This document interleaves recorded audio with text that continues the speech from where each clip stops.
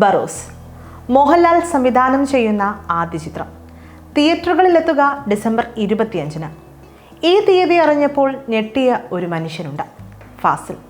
വിസ്മയിച്ചു പോയി എന്നാണ് അദ്ദേഹം പറഞ്ഞത്. കാരണം ഡിസംബർ 25-ഉം മലയാളികളുടെ ലാലേട്ടനും തമ്മിൽ ഒരു ബന്ധമുണ്ട്. ആ ബന്ധത്തിൻ്റെ തുടക്കം ഒരുപാട് വർഷങ്ങൾക്ക് മുൻപാണ്. കുറച്ചുകൂടി തെളിച്ചു പറഞ്ഞാൽ വില്ലനായി മലയാള സിനിമയിൽ രംഗപ്രവേശനം ചെയ്യുന്നത് ഒരു ഡിസംബർ 25-നാണ്.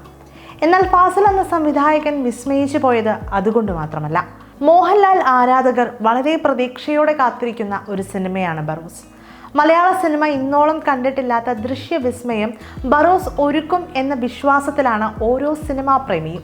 എന്നാണ് ബറോസ് തിയേറ്ററിലേക്ക് എത്തുക എന്നറിയാനുള്ള കാത്തിരിപ്പും അതുകൊണ്ട് തന്നെ കൂടുതലായിരുന്നു. അങ്ങനെ കഴിഞ്ഞ കുറച്ച് ദിവസങ്ങൾക്ക് മുൻപ് ആ ഡേറ്റ് അനൗൺസ് ചെയ്തു, 2024 ഡിസംബർ 25. പിന്നെ സോഷ്യൽ മീഡിയയിലെ ചർച്ചാ വിഷയവും അതുതന്നെയായിരുന്നു, ലാലേട്ടനും ഡിസംബർ 25-ഉം തമ്മിലെ ബന്ധം.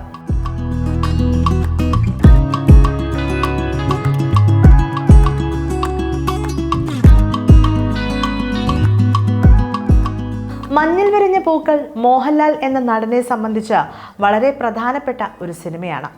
1980 ഡിസംബർ 25-നാണ് സിനിമ റിലീസ് ചെയ്തത്. ഒരു വില്ലനെ മലയാളികൾ ഏറ്റെടുക്കുകയായിരുന്നു. അവിടെ നിന്ന് മോഹൻലാൽ എന്ന സിനിമാ താരം പിന്നീട് ഉയരങ്ങൾ കീഴടക്കാനുള്ള യാത്ര തുടങ്ങി. ലാലേട്ടനും ഡിസംബർ 25-ഉം തമ്മിലുള്ള ബന്ധം അവിടം കൊണ്ടും അവസാനിച്ചില്ല. വർഷങ്ങൾക്കപ്പുറം വീണ്ടും ആ ഡേറ്റ് മോഹൻലാലിന് ലക്കി ഡേറ്റായി മാറി. 1993 ഡിസംബർ 25 വീണ്ടും ആ ബന്ധത്തെ ഊട്ടിയുറപ്പിച്ചത്. സിനിമയുടെ പേര് മണിച്ചിത്രത്താഴ്. ഈ രണ്ട് ചിത്രങ്ങളും റിപ്പീറ്റഡ് വാല്യൂ ഏറെയുള്ള സിനിമകളാണ്. പ്രേക്ഷകർ ഇരു കൈയും നീട്ടി സ്വീകരിച്ച സിനിമയാണ്. ഇതിൽ തന്നെ തിയേറ്ററുകളിൽ 365 ദിവസങ്ങളിൽ കൂടുതൽ ഓടിയ ചിത്രം എന്ന ഖ്യാതി നേടിയ സിനിമയാണ് മണിച്ചിത്രത്താഴ്. ഇത് തന്നെയാണ് ഫാസിൽ വിസ്മയിച്ചു പോയതിൻ്റെ കാരണവും. ഇനി ബറോസ് എന്ന ചിത്രവും ഈ ലക്കി ഡേറ്റിൽ പുറത്തിറങ്ങുമ്പോൾ അവിടെ ആരാധകർ ആഗ്രഹിച്ചത് തന്നെ നടക്കും എന്ന വിശ്വാസത്തിലാണ് അദ്ദേഹവും. നീണ്ട 700 ദിവസത്തിൻ്റെ യാത്രയുണ്ടായിരുന്നു ബറോസ് എന്ന ചിത്രത്തെ അതിൻ്റെ പൂർണ്ണതയിലേക്ക് എത്തിക്കാൻ. സമൂഹ മാധ്യമങ്ങളിൽ പല ചർച്ചകളും സിനിമയുടേതായി നടന്നിരുന്നു. ഇത്തരമൊരു സിനിമ മലയാള സിനിമാ പ്രേക്ഷകർ എങ്ങനെയായിരിക്കും ഉൾക്കൊള്ളുക എന്ന സംശയവും ആ ചർച്ചകളിൽ മുഴച്ചു നിന്നിരുന്നു. എന്നാൽ അവിടെയും ആരാധകർക്ക് ആവേശം നൽകുന്ന മറ്റൊരു വാർത്തയെത്തി.